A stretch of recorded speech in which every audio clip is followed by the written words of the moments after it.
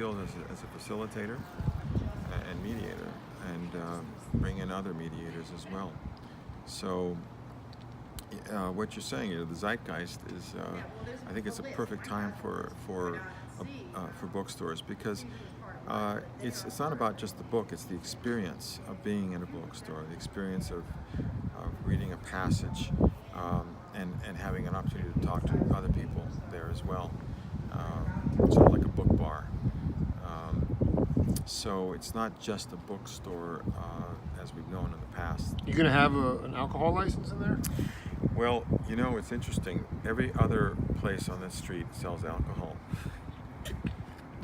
So I wish we could sell it and make as much money, but the fact is that they'll be well lubricated when they walk into the bookstore, and hopefully they can contain themselves. But it does help in our conversation.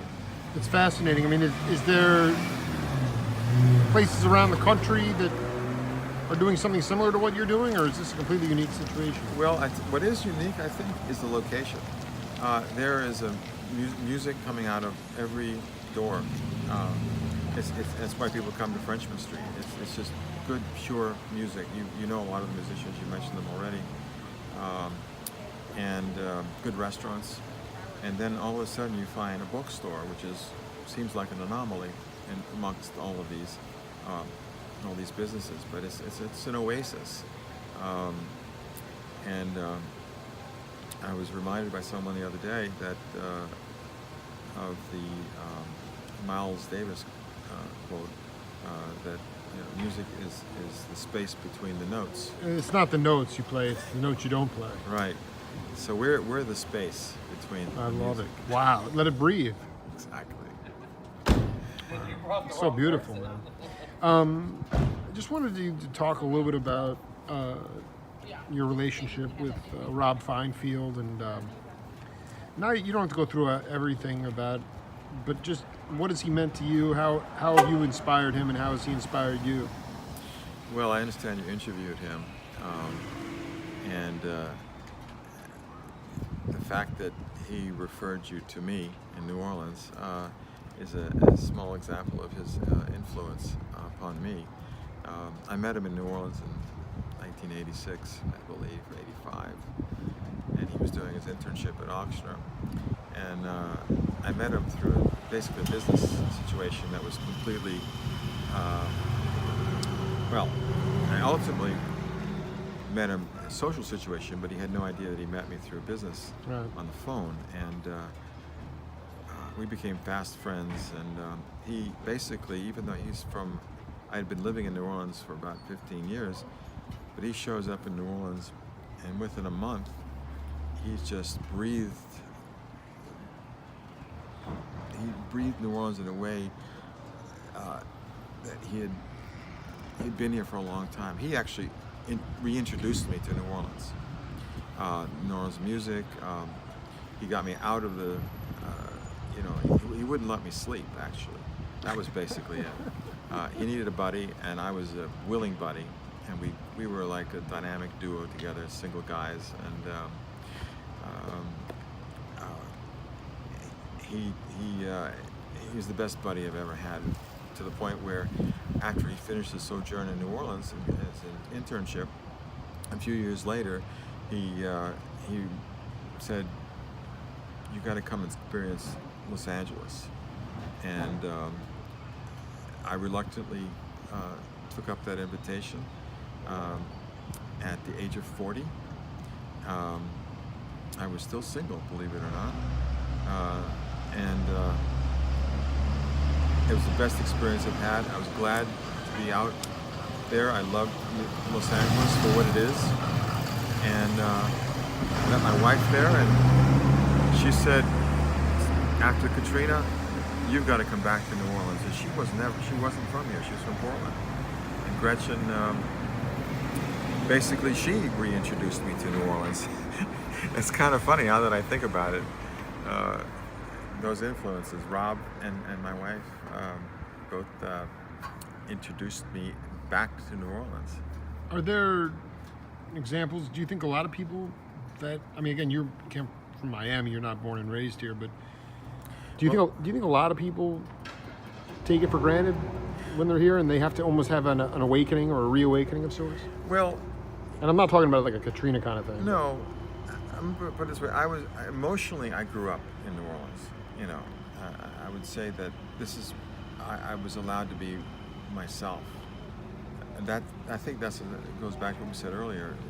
New Orleans lets you be yourself. I love it. And maybe that's, as we sit here and talk more and more, I mean, I've really been able to find my own voice and just be myself, and that's been through a myriad of different things. But I feel like that's probably one of the hardest things for younger cats is just, whether it's on the bandstand or just, in a social situation or just be themselves. Because they've been raised with cultural biases to believe that whatever they are, who they really are, they should be ashamed of, or they should suppress it or repress it. But yeah, I mean, I love the fact that you can really go to the beat of your own drum here. What is your concept of love, and how do you give love to the world? Oh, goodness. I ask the cats this all the time, so. I'll tell you, I'll try to keep it to the essence. My concept of love is being able to walk down the street and where there's balconies or porches, and you can always count on people, complete strangers on their porches saying hello to you in a heartfelt way. It's like, hello. How are you? I love you. And you say hello back. Where you at? And sometimes you have this conversation going back and forth. And then they invite you up on their porch, and then you have a drink. And then sometimes you turn out to be lifelong friends, or not, or you never see them again. It doesn't matter. It's the present. And it's not phony at all. No, why should most people want to retreat. Right. And it's interesting though, when you see people from out of town walking by and someone says hello to them from the porch, especially when I bring some of my out of town friends come and they don't quite know it yet. And they say, David, do you know these people? I said, no. Go down another block, somebody else says, do you know these people? Nope. Why are they saying hello to you? What's going on here? And they can't get it. It takes them a while. It takes them 3 days to finally figure out that people are truly genuine when they say hello to you. It's not like other places where people say hello to you and they say, well, what do you want? Or just like, huh? What do you want? Right. You're saying hello to me? I don't even know you. What do you want? Well, I don't know when the last time you were in New York City, but it's just, it's so demoralizing at times to live there full time, which I never have, but just the idea of no eye contact. Yeah. Nobody really looking, just trying to, especially in the raw weather, just trying to get through it. The rat race that's there. Not that there isn't that element here, but it's that genuine love that's here that sustains you. It is. It's being able to walk out and knowing that somebody will say hello to you. And that's all that you need sometimes. It's just a complete stranger with a smile saying hello. And it's like you're connected. Do you, in closing, I just wanted to ask you, how strong is the Jewish community here? Oh, it's surprisingly strong. You would never think that you'd have, let me put it this way. After Katrina, when we lost a significant population, the Jewish community wanted to be sure to bring back Jews or bring fresh blood here. And they actually offered an incentive to come back to New Orleans.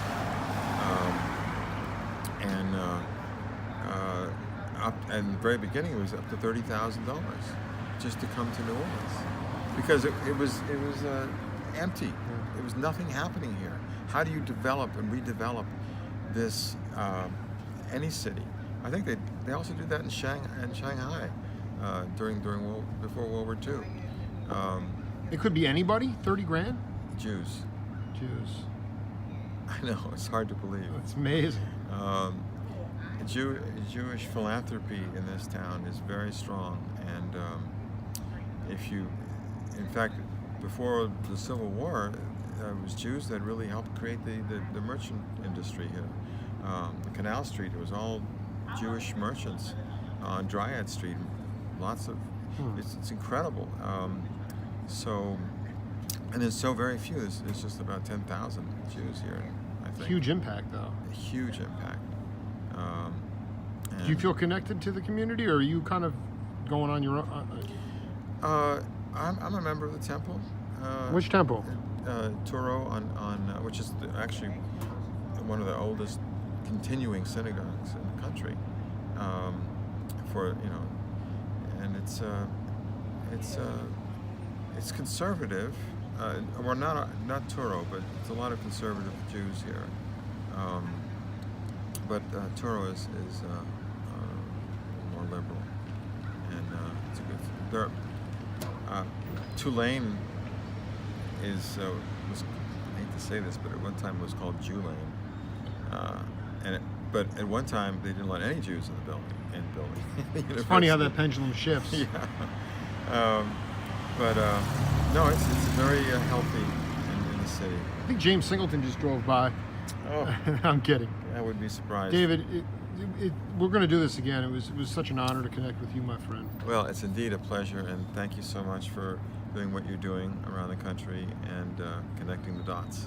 Exactly, my friend. This is the Jake Feinberg Show. See you later.